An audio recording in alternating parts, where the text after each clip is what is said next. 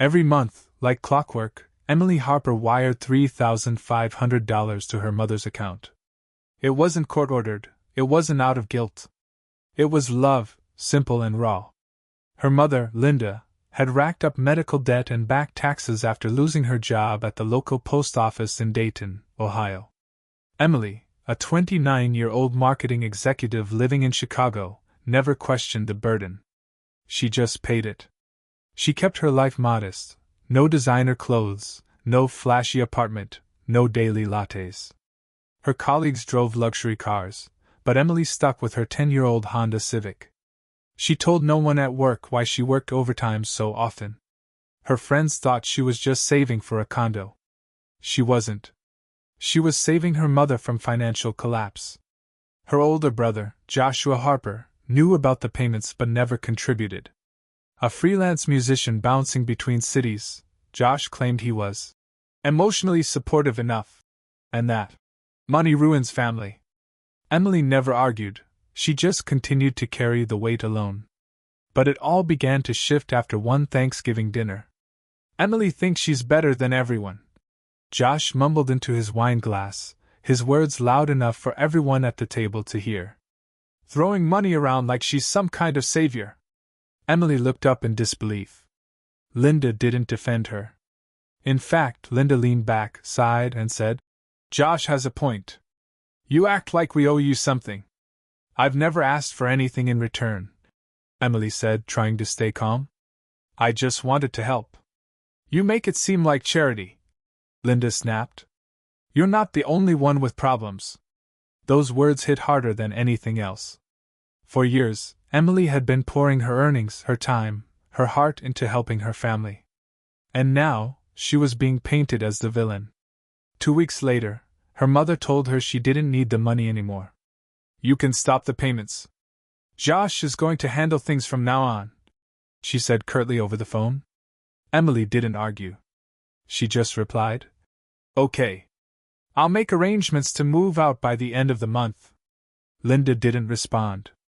But Emily knew, something inside her had finally shifted. The silence in the Harper house after Emily's decision to move out was almost theatrical. No one called. No one checked in. It was as if her presence had been nothing but an inconvenience all along. She packed slowly, methodically, books first, then clothes, then sentimental things she once thought would never leave that house. Josh, meanwhile, had moved back in temporarily. To help Mom, as he said. Emily noticed he didn't bring groceries, didn't cook, didn't even pay for gas. But he did bring attitude, suspicion, and a lot of half-drunk beers left around the house. One evening, as Emily taped up her last moving box, she overheard a conversation between Josh and Linda from the kitchen. "She probably thinks she's getting the house and the will," Josh scoffed. Linda chuckled dryly. "Not if I can help it. She's always been manipulative, doing things just to look good." Emily froze. That house wasn't in Linda's name. Years ago, Emily had bought it in secret to save her mother from foreclosure. At the time, Linda had refused to accept a handout. So Emily crafted a workaround. She legally bought the home herself, but allowed her mother to live in it rent-free. No one knew. Emily had signed the papers, paid the mortgage, even handled property taxes without ever boasting. She did it because she believed in protecting her family. Now, hearing their mockery, something cold and final settled in her chest.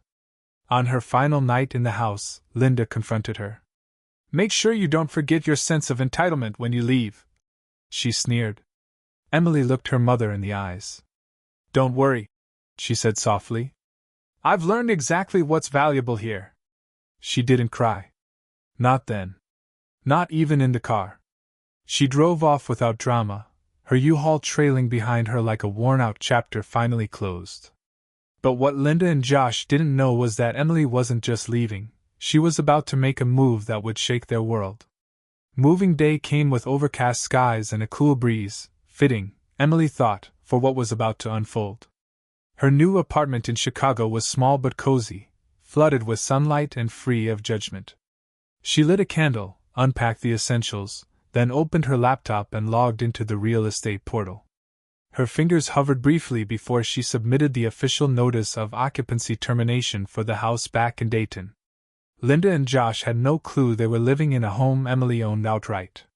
Back in 2020, when Linda's mortgage defaulted, Emily had stepped in with the help of a friend in real estate.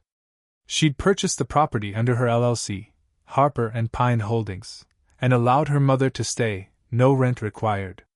The deed, the taxes, the maintenance, everything was under Emily's name. Linda had never bothered to ask. Josh certainly didn't.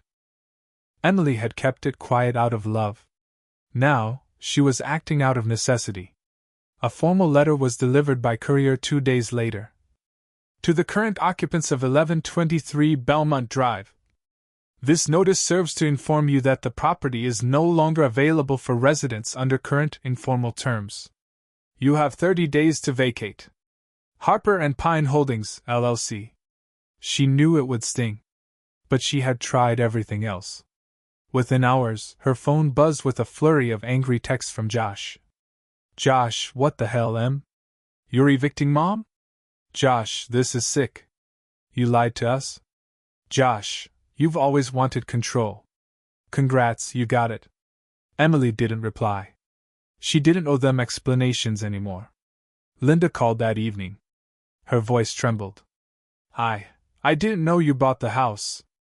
Why didn't you say anything? Emily paused, letting the silence stretch.